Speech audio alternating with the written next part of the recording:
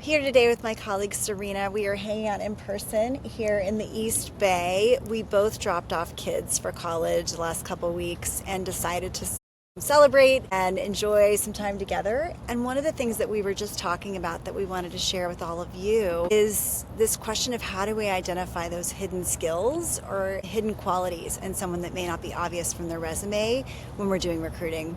And Serena, we've been doing this, well, individually, each of us for a couple decades and together for almost 15 years. Yes. So I'm curious what comes to mind for you when we think about that. Yeah, so one of the great joys I've had in working with Christina on all these projects together is working with committees and boards and really, working together closely with them and partnering with them and helping to identify these candidates. And as Christina mentioned, sometimes they're hidden gems because sometimes these candidates aren't the obvious choices for them, and that's why it's so important for us to work closely with them, putting together these competency rubrics, looking at, from the start of our search project, what are the high priorities, characteristics, and skills that you need for this person to have. And even after all that, sometimes what we found is we present candidates to them, and candidates who may not have done maybe they haven't been in that exact role before, but they're really eager and they're really ready for that next opportunity. So it's been really fun to work with boards and convincing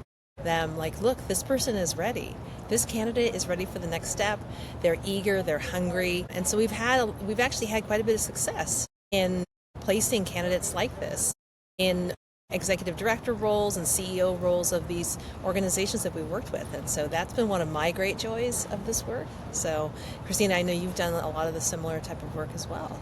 No, I have, and I think you're right. If someone's passionate about the mission, particularly if they have a personal connection to the mission and the vision of the organization, and they have a learning orientation and they're really excited and, like you said, motivated and hungry to jump in, they can be super successful even if on paper they may not have the exact experience that folks are looking for. I guess then I'd be curious, what would you recommend to someone? So if people are like, okay, Serena, that sounds great, but what do I do with that? Like, what would be some steps you'd recommend or orientations or framing that you'd recommend to try and do that? Yeah.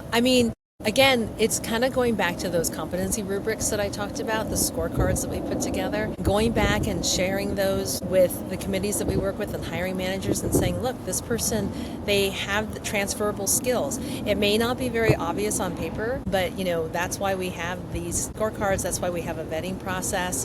We have them go through multiple rounds of interviews, and we deep dive with them in specific areas, and that's exactly why we have these processes. And then again, I go back to that part of the vetting process is really having that candidate show their eagerness and their ability to learn and just share how much they're passionate about this role and how much they're willing and wanting to do this. And they're ready. So.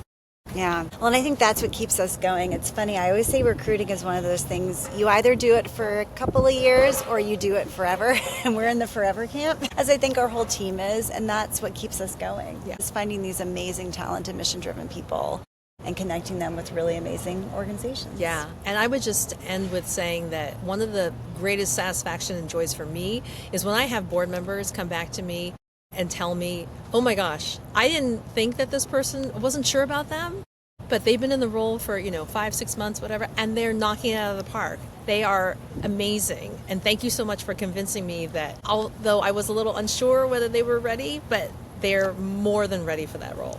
So I love that. Yeah. Well, thanks so much, Serena, for coming and hanging out with me Yeah, today. thank you. Thank you for the inviting.